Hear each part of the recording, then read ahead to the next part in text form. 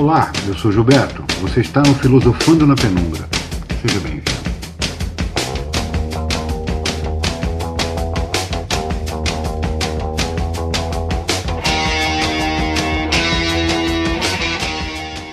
Olá pessoal, esse é o primeiro vídeo do canal.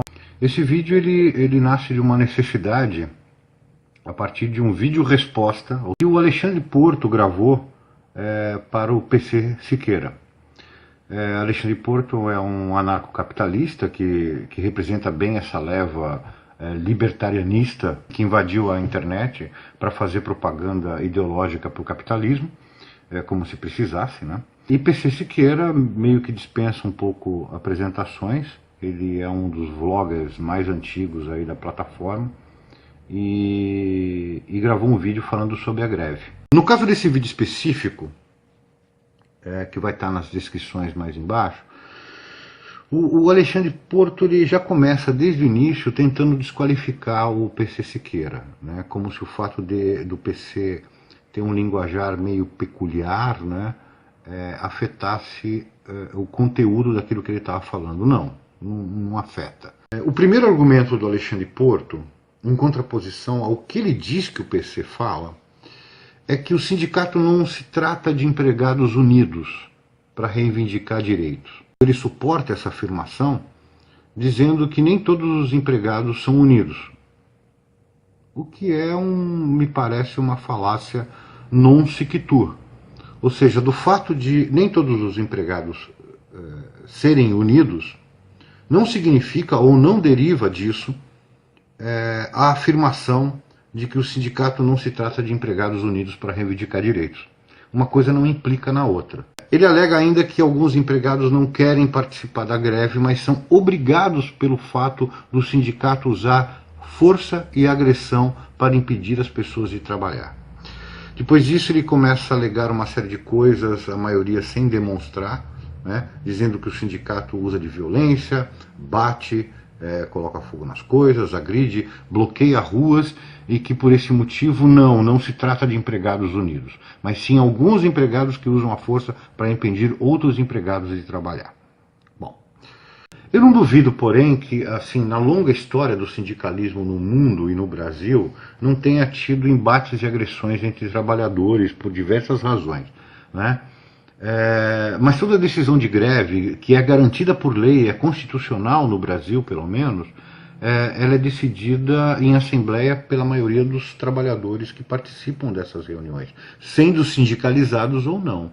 Então a pessoa se ausenta de participar, é voto vencido de alguma maneira, e se acha no direito de não querer.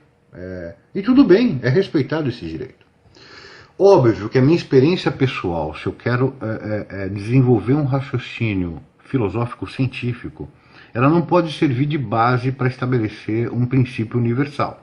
A gente, né, em filosofia, em ciências, a gente fala que isso se intitula uma evidência anedótica, ou seja, eu basear uma verdade universal que eu quero que seja aceita, baseado na minha experiência pessoal. Tudo bem, né? Não é o fato de eu nunca ter presenciado uma violência sindical é que os sindicatos não sejam violentos em algum momento. Porém, nada justifica a afirmação do Alexandre Porto de que os sindicatos são eminentemente violentos, agressivos, baderneiros e tudo mais, como ele quer passar no vídeo dele. Muito provavelmente o Porto ele se refere a um episódio que aconteceu no aeroporto Santos Dumont, no Rio de Janeiro, onde realmente tem vídeos e fotos de uma briga que aconteceu no saguão do aeroporto, mas que apurando os fatos realmente, né, coisa que em geral a internet não tem essa preocupação, ficou apurado de que se tratou de taxistas que começaram a agredir os grevistas quando estes bloquearam as vias de acesso ao aeroporto, especificamente o sindicato dos aeroviários, né, que estavam fazendo essa manifestação, e foram agredidos pelos taxistas que não queriam que os locais de acesso tenham sido bloqueados. Ou seja, né, o Alexandre Porto ele generaliza e cai naquele discurso fácil de chamar todo mundo de vagabundo e de inútil. Esse tipo de alegação, né, por ser falaciosa, né, ela é, na verdade, só um reforço argumentativo. Ela está na periferia do argumento principal do Alexandre Porto e dos anarcaps e libertarianistas em geral. É uma ideia baseada na afirmação de que o trabalhador, sendo responsável por sua autopropriedade, no caso a sua força de trabalho, ele seria absolutamente livre para negociar o serviço que irá prestar com o proprietário do capital. Não há possibilidade de negociação livre entre capital e trabalho. É simplesmente pelo fato de que não é o mercado de mão de obra um livre mercado. É um mercado que em ciências econômicas nós denominamos oligopsônico, ou oligopsônio. E isso é irrevogável. Nós estamos tratando de pessoas que, dentro de seus canais de YouTube, conclamam quem os assiste a, se quiserem conhecer sobre economia, assistirem os seus vídeos, cometendo uma gafe absurda de análise de mercado. O mercado de mão de obra não é livre, ele é um mercado oligopsônico. Ou seja, o que caracteriza o mercado oligopsônico é a existência de pouquíssimos clientes para muitos fornecedores.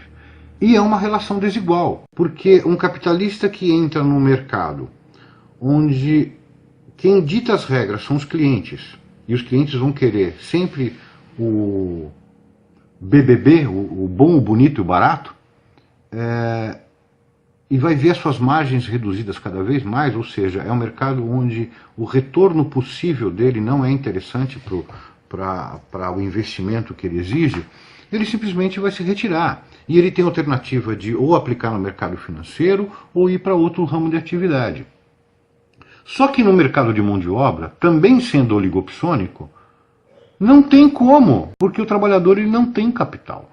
Ele não tem como investir a sua força de trabalho em outro lugar, a não ser que seja um negócio próprio, ele vai precisar de capital. E ele não tem como trabalhar em outra empresa. Ele não tem poder de escolha para trabalhar em outra empresa. Porque na outra empresa ou está faltando emprego, ou tem uma fila de gente para trabalhar. Então ele tem que lutar dentro da onde ele está trabalhando. E é o que o PC Siqueira fala sobre nós trabalharmos no melhor lugar naquele momento. Não tem outro. E eles precisam lutar por melhores direitos, pelo menos para não perder os direitos que eles têm hoje. Eu vou dar um exemplo de a gente pode fazer uma analogia entre o mercado de mão de obra, que é oligopsônico, com outro mercado oligopsônico que não tem a ver com mão de obra, pelo menos diretamente, que é o mercado aviário no Rio Grande do Sul. No sul do país, nós temos diversos produtores de aves que fornecem para pouquíssimos clientes, a Perdigão, a Sadia, são empresas grandes, pouquíssimas, e uma série de produtores, uma quantidade enorme, que produzem para essas empresas. Como que o pequeno produtor vai tentar compensar essa diferença abissal de negociação? Se juntando em associações e cooperativas, ou seja, o equivalente ao que o trabalhador faz em relação aos sindicatos, e exigindo que essas empresas invistam em tecnologia para eles, invistam em equipamentos subsidiados para que eles possam se equipar para atendê-los melhor, em treinamento e etc. Ou seja, é a analogia dos direitos trabalhistas também. Só que ninguém fala sobre isso. É justo, não é justo para a Sadia, para a Perdigão, investir nesses pequenos produtores, bababá, não sei o que lá. Ou seja, dois pesos e duas medidas, porque não há uma análise isenta do que está em jogo. Há uma propaganda ideológica que quer que as coisas sejam sempre para favorecer o capitalismo, sempre para favorecer o acúmulo de capital. Então, mais uma vez, mercado de mão de obra não existe livre negociação. É porque é um mercado oligopsônico. Oligopsônico. Ok? Bom, Por outro lado, também eu não tenho procuração para defender sindicato, nem tampouco recebo nada de nenhum deles. Eu acredito que eles devem ter fiscalização sobre eles, devem investigar acerca de seus ganhos, se há corrupção, se tem nepotismo, mas nada justifica, de maneira alguma, invalidar o que eles representam com base nisso. Fossem honestas essas críticas, né, elas deviam estar reivindicando investigações, né? E a reforma, por exemplo, da estrutura dos sindicatos. Não a eliminação sumária deles. Não a massificação da ideia de que eles sejam criminosos. Isso é terrorismo ideológico. Por mais que alardeiam que nenhum direito trabalhista foi afetado com essa reforma proposta pelo governo atual, há pelo menos duas que afetam diretamente uma série de direitos e conquistas sociais nos últimos anos que nós obtivemos. A primeira é a terceirização irrestrita, né, do trabalho, da mão de obra, inclusive da atividade principal da empresa. E a segunda é aquela coisa do negociado sobre o legislado. Estudos demonstram inequivocamente que a terceirização não só precariza o trabalho, não só reduz direitos e ganhos do trabalhador, como também afeta gravemente a questão de segurança no trabalho.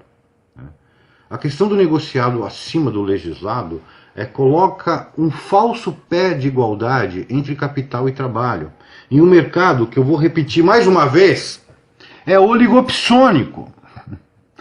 Então não tem como haver livre negociação. A gente pode dizer que essa greve também, ela não se trata apenas da reforma trabalhista. E nem tampouco tem a ver com a redução da contribuição sindical, como o MBL ficou falando, os vloggers libertarianistas também falaram. Porém, não pode deixar de se levar em consideração que aquilo que o sindicato, nas suas negociações com as empresas, conquistam para todo mundo, para toda uma categoria, não é só para aquele que paga a contribuição sindical. Então, a meu ver, seria justo que todos pagassem, né? E por esses dois motivos, pela especificidade do mercado de mão de obra, que é oligopsônico, né? Não é livre, e pelo fato de que todas as conquistas elas se estendem a todos os membros de uma categoria. No entanto, essa greve, sobretudo, se trata de uma forma que o governo atual tem atuado absolutamente despótica, antidemocrática e autoritária, se recusando a discutir com a sociedade as medidas que eles querem tomar. Eles têm uma matriz ideológica que querem seguir, estão enfiando goela abaixo sem que essa matriz tenha sido eleita democraticamente na última eleição, foi uma outra matriz, e querem impedir, financiando esse monte de gente falando que se trata de vagabundos, que as pessoas se manifestem contra isso. E outra coisa, a greve também se referiu à questão da Previdência Social, que falsamente é divulgada diuturnamente que está quebrada, sendo que ela está quebrada porque foram remanejados verbas criadas para financiá-la e estão sendo desviadas para outros lugares, principalmente para o pagamento de juros da dívida pública. Porra, é uma palhaçada tudo isso. É incrível que haja quem não se indigne com isso, que aceite esse tipo de coisa e põe a culpa nos trabalhadores.